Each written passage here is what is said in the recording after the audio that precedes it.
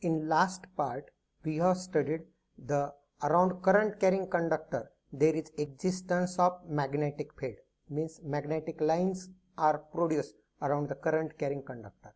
Let us study the relation between direction of current and direction of magnetic field. The relation between direction of current and direction of magnetic field very simply given by one famous law that is called as right hand thumb rule. So what is right hand thumb rule? Imagine a conductor held in right hand in such a way that if thumb points the direction of current, then the direction of turn fingers gives the direction of magnetic lines of force. So this is the concept of right hand thumb rule. Let us consider a case by means of this diagram. Let us consider this is as a conductor and wrap your right hand around the conductor. So whenever you wrap the right hand around the conductor pointing the thumb in upward direction, then the thumb direction shows the direction of current. So upward directed thumb shows the direction of current, and that turn fingers, curled fingers of right hand shows the direction of magnetic field. So here by means of right hand thumb and the curled finger we can get the direction of the current and the magnetic field. So imagine a conductor held in right hand in such a way that if thumb points the direction of current, then the direction of turn fingers gives the direction of magnetic lines of force. So this is about the right hand thumb rule. If right hand thumb shows the direction of the current, then turn fingers of the right hand gives the direction of magnetic lines of force. Similar, here is another rule which can give the relation between direction of current and direction of magnetic field. It is called as Maxwell's corkscrew rule. So what is Maxwell's corkscrew rule? So let us consider this is the screw. If rotation of the screw gives the direction of magnetic field, then the movement of the screw gives the direction of current. Like this is the Maxwell's corkscrew rule. Let us study the statement. Suppose a screw is placed in the direction of conductor current flow. Suppose a screw is placed in the direction of conductor current flow. So if we place the screw in the direction of the current flowing conductor, now the screw is rotated in such a manner that it moves in the direction of current flow. Now rotate the screw in such a way that it moves in the direction of current flow. For example, let us consider the current flows in this direction. So rotate the screw in such a way that so it should move in the direction of the current. Then the direction of magnetic field is in same direction of rotation of screw. So the direction of magnetic field is the same as that of the direction of rotation of screw. This is Maxwell's corkscrew rule. I will once again revise the Maxwell's corkscrew rule. What is Maxwell's corkscrew rule? So take a screw and arrange it in the direction of current flowing through the conductor, and rotate the screw in such a way that the movement of the screw is in the direction of the current. Then the rotation of the screw gives the direction of magnetic field. So this is Maxwell's corkscrew rule. So for student, for your board exam, so right hand thumb rule is important compared to this Maxwell's corkscrew rule. But you must know both the rules because the direction of magnetic lines which exist around the current carrying conductor. So direction of that magnetic field is given by the right hand thumb rule as well as Maxwell's corkscrew rule. So let us read once again the Maxwell's corkscrew rule. Suppose a screw is placed in the direction of current carrying conductor. Suppose a screw is placed in the direction of current carrying conductor. Now the screw is rotated in such a manner that it moves in the direction of current flow. Now the screw is rotated in such a manner that it moves in the direction of current flow. Then the direction of magnetic field is in same direction of rotation of screw. So consider this is the direction of current flow. So in this direction the screw must move.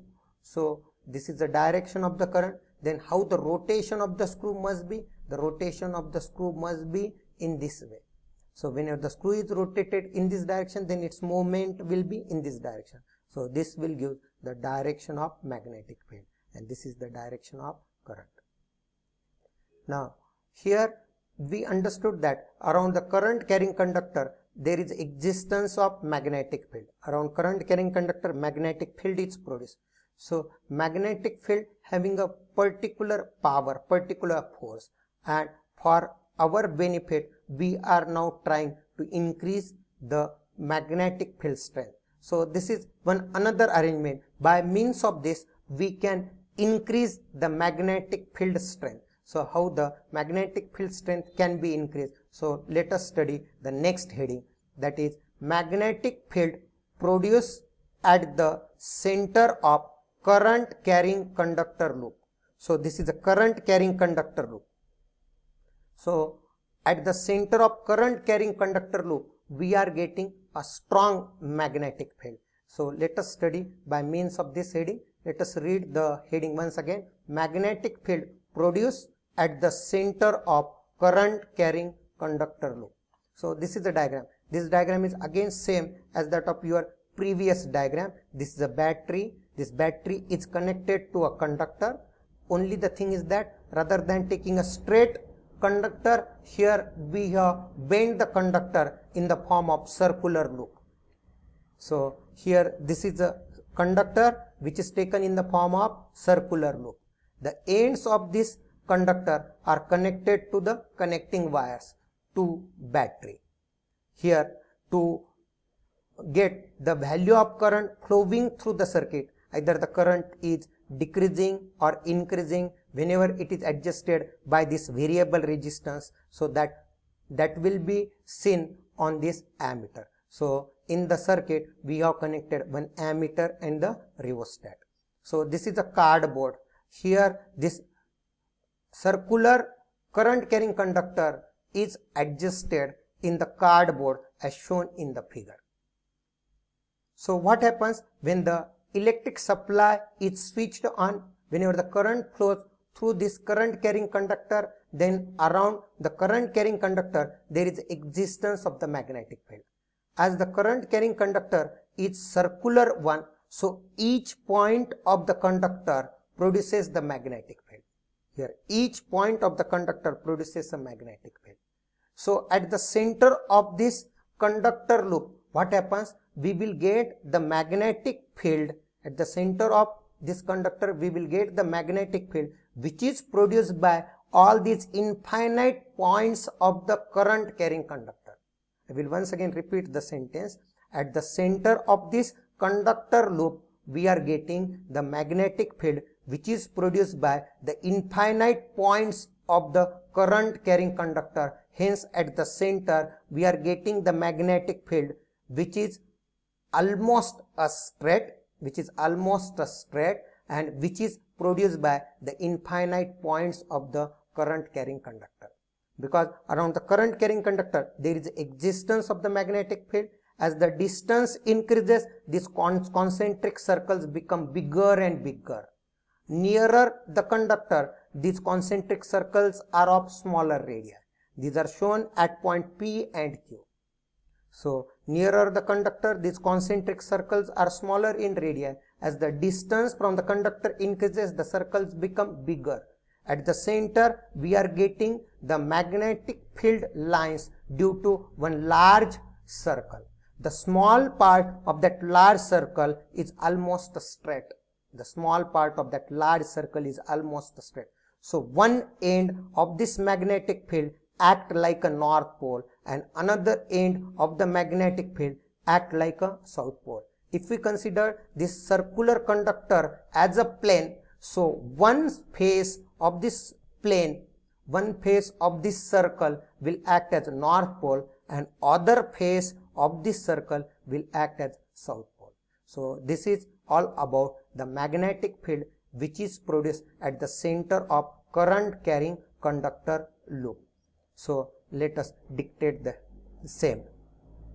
See in the diagram whatever we have shown, if the current passes through the loop, if the current passes through the loop, magnetic lines of force are produced at each point on the loop. Magnetic lines of force are produced at each point on the loop. If we go away from the wire, the concentric circles representing the magnetic lines of force becomes bigger and bigger. As we go away from the wire, the concentric circles representing magnetic lines of force becomes bigger and bigger. By right hand thumb rule, every point on the loop contributes magnetic lines of force at the center of loop. So at the center of loop, we are getting the magnetic lines due to all points of the conducting loop. So by right hand thumb rule, every point on the loop contributes magnetic lines of force at the center of loop, and these lines are in same direction. So the direction of these magnetic lines is same. So all are directed in one particular direction. Hence, at the center of loop, magnetic lines of force are produced. Hence, at the center of loop, magnetic lines of force are produced by each point of the conductor loop. By each point of the conductor loop.